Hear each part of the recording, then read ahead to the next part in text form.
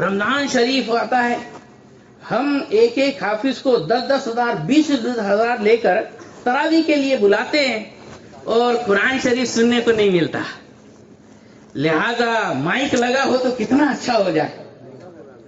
رمضان شریف کے آنے سے پہلے ہر سال یہ مسئلہ اچھلتا ہے. تو حضور ذرا بتا دیں اس معاملے میں. تو گاؤں دیہات کے لوگ تھے.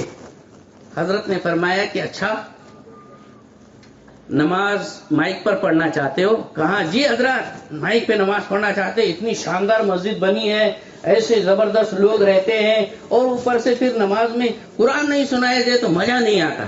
اچھا صرف رمضان میں قرآن شریف پڑھتے کیا؟ اور 12 مہینے قرآن نہیں پڑھتے بیچارے علماء کرام؟ بہرحال حضرت نے یہ تو نہیں کہا. حضرت نے فرمایا دیکھو سنو ایک بات. مان لو کسی آدمی کا اکلوتا ایک بیٹا ہو، وہ بچے کی طبیعت خراب ہو جائے، سیریس ہو جائے. اب اس بچے کے علاج کے لیے سب سے پہلے آدمی کس کے پاس بھاگتا؟ ڈاکٹر کے پاس. وہ بھی کون سا والا ڈاکٹر؟ جو اس کا فیملی ڈاکٹر ہو. فیملی ڈاکٹر کے پاس لے کر دوڑے. جو بیچارہ MBBS تھا، MBBS ڈاکٹر نے اس کو ایک نسخہ لکھ کر دیا کہ ارے اس کو سردی ہے، کھانسی ہے، یہ ہے، وہ ہے، اس کو یہ دینا دے گا، وہ پلانا پڑے گا، ایسا کرنا پڑے گا، ویسا کرنا پڑے گا. سارا پورا نسخہ لکھ کر دے دیا. کہا اتنی گولیاں اس کو دے دو. اب یہ جناب لے کر نکلے. بچے کی طبیعت اور زیادہ بگڑ گئی. ابھی راستے ہی میں تھے کہ راستے میں ایک MD ڈاکٹر تھا. ہاں MD ڈاکٹر. سوچا کہ چلو اس کے پاس بھی بتا لیتے ہیں. MD ڈاکٹر نے جیسے ہی وہ نسخہ دیکھا MBBS والا تو کہتا ہے ارے یہ کہاں سے دے دیا، یہ گولی اگر بچی کو دیے تو بچہ تو ہاتھ سے گیا، مر جائے گا. اب سچ بتانا، تم اپنے بچے کو وہ پرانا نسخہ پہلے والے ڈاکٹر کا دو گے کہ نہیں دو گے؟ آپ ہی بولو نا یار، کیوں نہیں دیں گے؟ ارے بابا وہ تو آپ کا فیملی ڈاکٹر ہے نا، بہت کتابیں پڑھا ہوا ہے، MBBS ہے، بڑا تجربہ کار ہے، بہت دنیا دیکھا بھالا ہے. لہذا آپ اس کا نسخہ کیوں نہیں استعمال کریں گے؟ آپ بتاؤ کیوں نہیں کریں گے؟ بولو، ارے بولو نا. ڈر ہے نا بچے کے ختم ہونے کا. وہ MD نے دوسرا نسخہ لکھا. اب یہ بیچارہ باپ پریشان کہ یار یہ تو 10 سال سے ہمارے گھر کا فیملی ڈاکٹر ہے، اس نے کیسے غلط نسخہ دے دیا. اب یہ MD کا نسخہ لے کر پھر وہ MBBS کے پاس گیا. MBBS کے پاس جا کر بولتا ہے حضرت دیکھو ڈاکٹر صاحب، یہ فلاں ڈاکٹر صاحب نے یہ نسخہ دیا، اس کو استعمال کرنا کیسا رہے گا؟ وہ کہہ رہا ہے کہ یہ نسخہ آپ کا استعمال کریں گے تو میرا بچہ مر جائے گا. کہتا ہے یہ نسخہ دو، بچہ نہیں مرے گا. تو بیچارہ MBBS بھی بولتا ہاں یہ کریں گے تو بالکل 100% اوکے، صحیح ہو جائے گا تمہارا بچہ، ہماری گولی بھی کوئی غلط نہیں ہے. لیکن MD کا کہنا ہے تو اس کا بھی جو لکھا ہوا نسخہ ہے بہت اچھا ہے. پتا چلا وہ MD والے نسخے پر MBBS بھی ہاں بولتا اور MD تو ہاں بولتا ہی بولتا. لیکن جو MBBS والا نسخہ ہے اس پہ صرف MBBS ہاں بول رہا، اور جو MD ہے وہ بولتا نہیں مر جائے گا. اب آپ کیا بولیں گے؟ سچی بولنا، کون سا نسخہ اپنائیں گے؟ MD والا. کیوں؟ کیونکہ وہ 100% سیف سائیڈ ہے، اس میں کسی کا کوئی آبجیکشن نہیں ہے. سب بولتے کہ بالکل بچہ اچھا ہو جائے گا. یہ والے MBBS کے اندر MD بولتا کہ بچہ مر جائے گا. جب آپ کو اتنی عقل ہے کہ جو نسخے میں سارے ڈاکٹر ہو بولے وہ نسخہ بہت صحیح ہوتا، اور جس میں ایک بھی ڈاکٹر نہ بول دے وہ کرکرے نہ کو ہونا. تو حضرت نے فرمایا کہ بالکل یہی حال ہے یہ لاؤڈ اسپیکر کی نماز کا.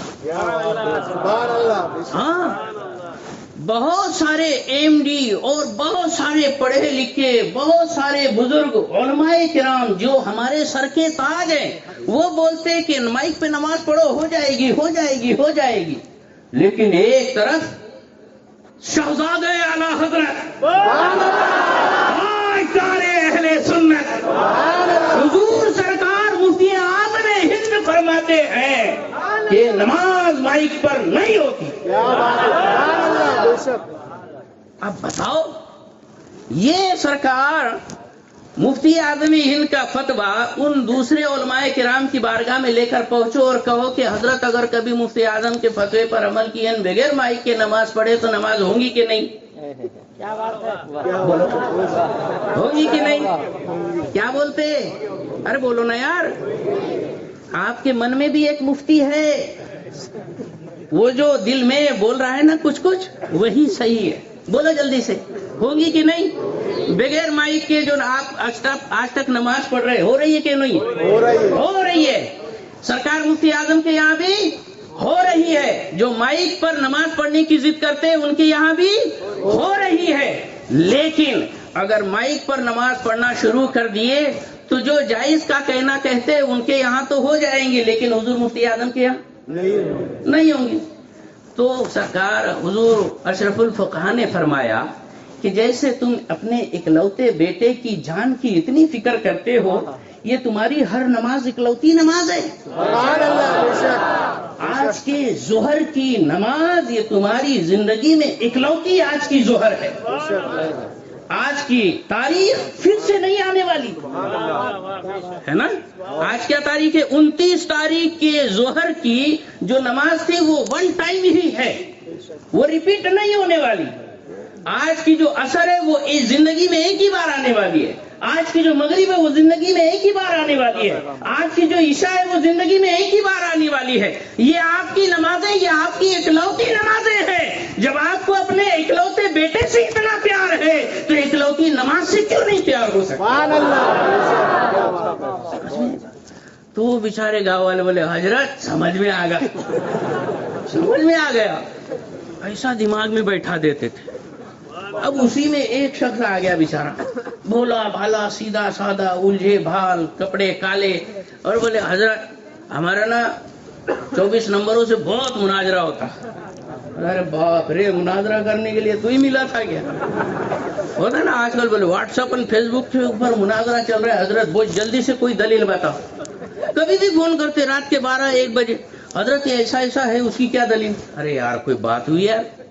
تو بولے ہم کیا وہ چوک میں بات کر رہے تھے تو سوچا حضرت بھی جگہ لوں گے. تو تیرے جیسے ہی حضرت ہے کیا رات بھر جاگتے؟ ابے گھر پڑ گئی کے ایسا نہیں ہوتا. تو اب یہ ہوا کہ آیا، بولے حضرت مناظرہ چل رہا ہے. بولے کائے کا مناظرہ؟ وہ یہ ہے کہ کسی تبلیغی وہابی دیوبندی نے کہہ دیا کہ سنی لوگ حضور کو خدا سے بڑھا دیتے. بولتے کہ نہیں بولتے؟ بولے بہت بڑھا دیتے، اللہ سے رسول کو بڑھا دے رہے ہیں. زبردستی کا الزام لگاتے، جھوٹا کھورا خطرناک الزام، اس کے پیچھے کوئی حقیقت نہیں. اب حضرت نے پہلے تو وہ آدمی کو اوپر سے نیچے دیکھا، دیکھنے کے بعد فرمایا کرتے کیا ہو، یعنی اس کا اسٹیٹس کیا ہے یہ جانچ رہے تھے. کلم الناس علی قدر عقولہم، لوگوں سے ان کے معیار اور ان کے مبلغ علم اور ان کے اسٹیٹس کے حساب سے بات کرو. یہ ہے بلاغت کا بنیادی اصول. تو اس نے کہا حضرت میں الیکٹریشین ہوں. بولے اچھا تو کیا کرتے ہوں؟ کہا حضرت جو نئے مکان بنتے نا تو اس میں کنسلنگ کرتا، پوری وائرنگ کرتا، یہ سب کرتا. کہاں بہت بڑے پہنچے ہوئے لگتے ہو الیکٹریکل. کہاں؟ بولے بالکل بڑے کام لیتا حضرت میں. اچھا. بولے اب تو تم بہت اچھی طرح سے سمجھ جاؤ گے. اچھا یہ بتاؤ، ایک پلک کے اندر 2 تار ہوتے ہیں نا، لائٹ جلانے کے لیے باقاعدہ جب پین کے اندر تار جوڑے جاتے ہیں تو کتنے تار ہوتے ہیں؟ بولے حضرت 2 تار ہوتے، ایک لال والا اور دوسرا کالے والا یا ہرے والا. تو وہ جو لال والا ہوتا ہے وہ گرم تار ہوتا ہے اور دوسرا ٹھنڈا تار ہوتا ہے. تو کہا اللہ تبارک و تعالی ہر مثل و مثال سے پاک، لیکن بس یہ تمہارے ایک سمجھ میں آ جائے اس لیے کہہ رہا ہوں، ورنہ اللہ کی تو کوئی مثال ہی نہیں ہے. گرم تار گویا خدا کے جلال کی تشبیہ سمجھو، اور ٹھنڈا تار یہ مصطفیٰ جان عالم رحمت للعالمین کی تشبیہ سمجھو. اب بتاؤ صحیح، پلک کے اندر یہ 2 تار ایک ساتھ ایک سمان ہوتے ہیں کہ آگے پیچھے ہوتے ہیں؟ कहा हजरत एक समान होते हैं, एक को यहाँ फिट करो तो दूसरों को वहां फिट करो। अच्छा, हजरत ने फरमाया इसको सटा सकते क्या? दोनों तारों को आपस में सटाकर फिट कर सकते क्या? नहीं हजरत, शॉर्ट सर्किट हो जाएगा। कहा बिल्कुल ऐसे ही अगर खुदा व रसूल को मिला दिया, जैसे कि वह बड़े हम पर इल्जाम लगाते हैं कि हम रसूल को खुदा से मिला देते हैं, अगर मिला दिया, सटा दिया, शॉर्ट सर्किट हो जाएगा, ईमान भ्रष्ट हो जाएगा, ईमान का बल्ब नहीं जल पाएगा। हाँ, लेकिन साहब वो खुदा तो नहीं, लेकिन खुदा से जुदा भी नहीं है, तो सटाना भी नहीं है और हटाना भी नहीं है। अगर एक वायर को हटा दिया तो जलेगा कि नहीं जलेगा? हजरत एक वायर को हटा दिया तो एक से क्या जलने वाला? कुछ भी नहीं जलने वाला। कहा बिल्कुल ऐसे ही अगर सिर्फ अल्लाह अल्लाह अल्लाह अल्लाह अल्लाह अल्लाह करते रहे, मुस्तफा को छोड़ दिया, तो वो ईमान का बल्ब कुछ जो रोशन होने वाला नहीं है, ये अंदर की काली खोपड़िया पे आके चमक जाएगी। नहीं समझे? समझ गए कि नहीं? हाँ, कहा हाँ हजरत समझ में आ गया। कहा न सटा सकते न हटा सकते, तो अच्छा कुछ घटा सकते क्या? मुस्तफा को घटा दो, ठंडे तार को छोटा कर दो। तो कहा हजरत वो जब सामने पहुंचेगा ही नहीं और फिट होगा ही नहीं तो कैसे बल्ब जलेगा? कहा बिल्कुल यही है कि न रसूल को खुदा से सटाना है, न हटाना है, न घटाना है। हजरत आ गया दिमाग में, आ गया दिमाग में, अब आगे तो उसको देखता मैं। कहा अबे इतने बस उछाला, अभी एक और बाकी है, एक तार और रहता है। कहा बोले वो कौन सा? तो हजरत ने फरमाया तू बता तीसरा तार कौन सा होता है? कहा हाँ हजरत तीसरा भी तार रहता, वो अर्थिंग वाला। कहा हाँ वो अर्थिंग वाला तार। क्या सेटिंग रहती है उस अर्थिंग की? कहा हजरत वो घर के बाहर बड़ा सा खड्डा खोदते, उसके अंदर कोयला डालते, नमक डालते और उसके अंदर तांबे की प्लेट को डालते, उसके अंदर बाकायदा नट बोल्ट फिट करके ऐसे तार उससे जोड़कर वो तीसरा तार पलक के अंदर जोड़ते। कहा बिल्कुल सही कहा तुमने, ये तीसरे तार जिसका कनेक्शन उस अर्थिंग से होता है, फायदा क्या होता है? बोले वो अगर कभी पावर हाउस से एक्स्ट्रा पावर सप्लाई कर दिया जाए तो वो एक्स्ट्रा पावर को ये अर्थिंग वाली तार खींच कर जमीन में खींच लेती है और उससे फ्रिज नहीं जलता, पंखे की मोटर नहीं जलती है ना, और टीवी नहीं जलता, हाँ ये नहीं जलता, वो नहीं होता, नुकसान नहीं होता, बच जाता। कहा हाँ समझ में आया तुम्हारे? तो ये तीसरा जो अर्थिंग वाला तार है ना, वो क्या है पता है? अरे साहब जो बुजुर्गाने दीन हमारी आंखों से ओझल हो गए, जमीन के अंदर जो दफन है अल्लाह के हीरे मोती जवाहरात, जहाँ कहीं गौसे पाक है बगदादे मोहल्ला के अंदर, ताजे पाक है अजमेरे मोहल्ला के अंदर, और इमाम अहमद रजा है बरेली के अंदर, सरकार मुफ्ती आजम है बरेली के अंदर, हुजूर ताजुल शरिया है बरेली के अंदर, ये सब अपनी कब्र के अंदर अर्थिंग के उस बाकायदा प्लेट की तरह है जो अंदर दफन है। लेकिन जो कादरी है, कादरी उस अपने पट्टे के साथ बना हुआ है, गौसे आदम के पट्टे के साथ बंधा हुआ है, चिश्ती हुजूर ख्वाजा पाक के पट्टे के साथ बंधा हुआ है, अशरफी हुजूर मखदूमे सिमना के पट्टे के साथ बंधा हुआ है, रज़वी आला हजरत के पट्टे के साथ बंधा हुआ है। इसी तौर पर तमाम बुजुर्गाने दीन के मुरीदीन अपने पीरों के साथ रस्सी से बंधे हुए। आला हजरत यही तो फरमाते हैं कि तुझसे दर से सग और सग से है मुझको निस्बत, मेरी गर्दन में भी है दूर का डोरा तेरा, और इस निशानी के जो संग है नहीं मारे जाते, हश्र तक मेरे गले में रहे पट्टा तेरा। तो ये जो है ना, ये अर्थिंग वाला तीसरा तार, ये कादरी चिश्ती अशरफी रज़वी वाला तार है। हाँ जब कभी एक्स्ट्रा जलाल सप्लाई होता है तो ये बुजुर्गाने दीन की निस्बत हमें बचा लेती है। आला हजरत ने फरमाया इस निशानी के जो सग है नहीं मारे जाते, हश्र तक मेरे गले में रहे पट्टा तेरा। अब बेचारे इलेक्ट्रीशियन उछल उछल के बिल्कुल परेशान हो। हजरत अब समझ में गया, हजरत अब समझ में आ गया, हाँ बेटा अब जा। यानी ऐसा चार्ज कर देते थे 2 मिनट के अंदर कि जो बेचारा कुछ नहीं जानता, अलिफ का नाम भाला नहीं आता, वो भी रजा का नेजा बन के निकलता। वो रजा के नेजे की मार है कि अदू के सीने में गार है, इसे चारा जोई का वार है कि वार वार से पार है। ये सरकार हुजूर अशरफुल फुका के समझाइश का अंदाज होता।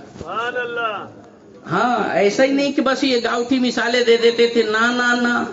और जब तकरीर चालू होती, हाफिज बेचारा हजरत आयत पढ़ते हाफिज चक्कर में आ जाता, उसके आगे क्या है वो भूले हुए रहता। हाफिज जी उनके दिमाग बिल्कुल सटपटा गया होता, लेकिन हजरत है कि आयत पर आयत पढ़ते जाते, ऐसा लगता जैसे कितने बड़े हाफिज हो। एक एक तकरीर के अंदर कई कई आयतों के अंबार लगा देते। जब आयत पढ़ते तो आयत ही पढ़ते जाते, जब हदीस सुनाते तो हदीस ही सुनाते जाते।